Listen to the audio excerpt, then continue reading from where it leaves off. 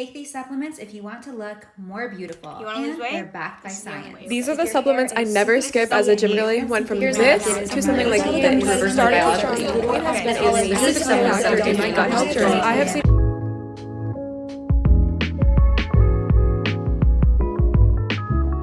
Beauty standards have existed since the beginning of time, and then the documentation of women in various forms of media, starting from like paintings to now social media, has made beauty standards much more prevalent and has built upon itself throughout the years. Beauty in itself is a symbol of status. It kind of shows society who it should be putting its worth in and who is worth its time. This was one thing when you were really only supposed to see your face when it was in a reflection at a really still pond or a particularly well-polished utensil, but now since we're forced to see our face multiple times a day and we're also subjected to the seemingly perfect body and face all the time, these standards become increasingly normalized and the pressure to conform to them increases substantially.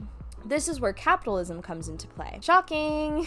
Companies have noticed that using these insecurities against the consumer to market their goods has actually increased their sales. There are many examples of different waves of insecurities that companies have marketed upon, from ones that are kind of annoying, like body hair removal, to ones that are mentally damaging, like the anti-aging campaign, to ones that are even physically damaging, like the extreme weight loss campaign and skin bleaching, which isn't as prominent now, but it was, so it's something to talk about. With knowledge of these insecurities, brands are able to then market a solution for these insecurities. Creams, vitamins, oils, supplements, you name it, they've done it. But what is a product without its marketing? The first thing a brand must do when marketing a product is determine its target audience.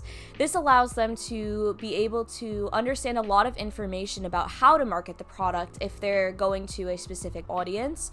So for example, our audience that we are looking at today is young women, particularly teenagers to young adults, so I would say probably like 15 to 25. Women in these ranges are particularly vulnerable to this type of advertising because this is when their self-identity is forming, and this includes self-confidence and self-esteem is really built through that identity building. One of the things that brands are able to know through determining their target audience is something called a pain point.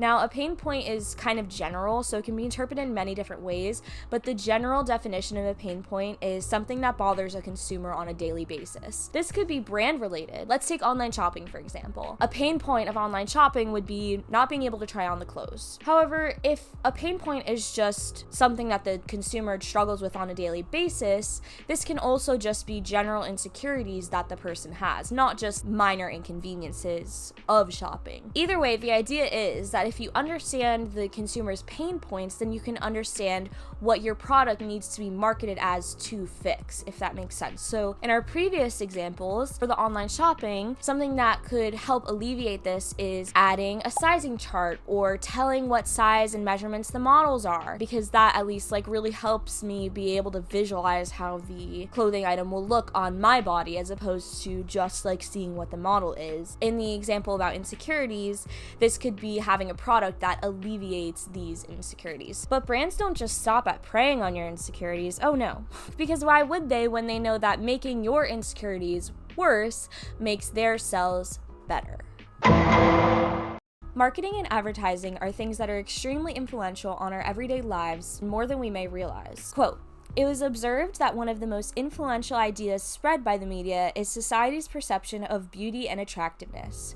The thin, beautiful woman and the handsome, muscular men are seen everywhere. And as the influence of media increases, the pressure to hold on to these ideals increases." This was based on research done around 2009. So if they literally said that as the influence of media increases, the pressure to hold on to the ideas increases as well, saying that in 2009 to now 2025, as the media's influence has just like exponentially increased since then, I can't even imagine like how the pressure to hold on to that idea has increased. The reason that you know, these brands have started marketing so heavily, especially in the way that they did. I think we actually saw a trend of like in the later 2000s or mid to late 2000s where it would be them actually sponsoring creators. Now I've noticed that these influencers will actually have it in like linked to their storefront or something. So even though they're not being directly sponsored by the product or whatever they're endorsing, they are getting money from it. Brands found that the more they marketed, the more that your insecurities would get triggered. It'll show you someone who will look like the ideal, and whether it's face, body, men, women, whoever, and that will trigger you into being like, oh, I don't look like that, even though realistically that is not an achievable way to look in real life. That trigger of your insecurity makes you want to buy a product that will alleviate that. Quote, advertising promotes social messages and lifestyle by illustrating the position of ideal consumers and stimulates consumers' willingness to purchase. So, essentially what I just said. This is where social psychology comes into play. So, when we know that these advertising promoting a certain lifestyle, stuff like that, they started initially doing that with celebrities, right? Celebrities are still used for advertising. It used to be a lot more prominent because the celebrities were really our only famous people. And where now we have a new wave of famous people, which are influencers. The reason celebrities are not used as much now is for a few reasons. One, they're extremely expensive. Having a celebrity endorsement where they're making so much money already through their own content that they create, they don't really need the money per se. So if you want to get them for a specific brand, unless they're genuinely really obsessed with that brand, it's going to be a lot of money to get them. The second point is that celebrities are just not as relatable as influencers, and that is a point that consumers consider when making a purchase. That is an important factor when choosing who to market your product. Overall, celebrities are typically rich and live in these huge houses and have designer brands. That's just not relatable to regular normal life people who live and work. Whereas an influencer, anyone can get famous. There are people who are rich that can be an influencer and that have become influencers, but a lot of the time it's just someone who is making silly content online and it gets popular. I think that just having that difference of someone who's so far out of reach where you almost put them on a pedestal versus someone feeling like a friend, it's different. And that also plays into the trustworthiness aspect as well, where influencers are a lot more trusted than celebrities. You see their everyday lives. They record themselves doing everything. They are very candid online typically. They usually tell their business. That's like a lot of the time something very relatable. They do a similar hobby to someone like Twitch streamers, something like that. They have similar interests. That it's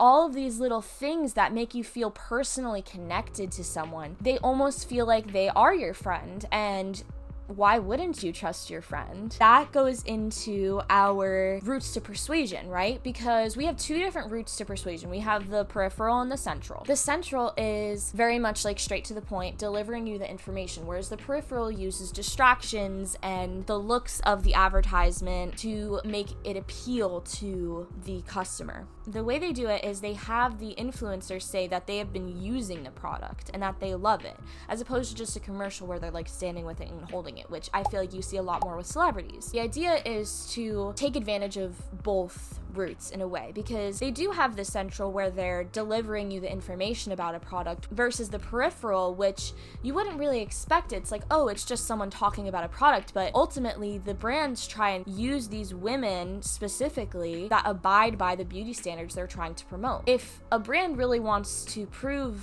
that their acne cream works, they're not going to go to someone with acne to promote their product, which sucks. But a lot of the time, a brand is just going to go to someone who has really clear skin, pay them, hey, can you say you've been using this for 3 months? And a lot of the time, people will do that and will not be transparent and will say, hey, I've been using this for 3 months, look at my skin, even though their skin is naturally like that. That is how they use the peripheral route, because they're using a person specifically to show you what you want to look like. They want you to look at this person and say, oh shit, I want to look like that person. person, they use this product, so I'm going to buy that product. That's how they use the peripheral. And persuasion also depends on the source of the information. It depends on the actual consumer, and then they actually go hand in hand sometimes. The source variables are who is actually delivering the message. So in this case, even though technically it is the brand, they are paying people to be this deliverer of the message, even though it might not always, as I said before, be as transparent, and they may not be someone who has actually been using the product. There are a few different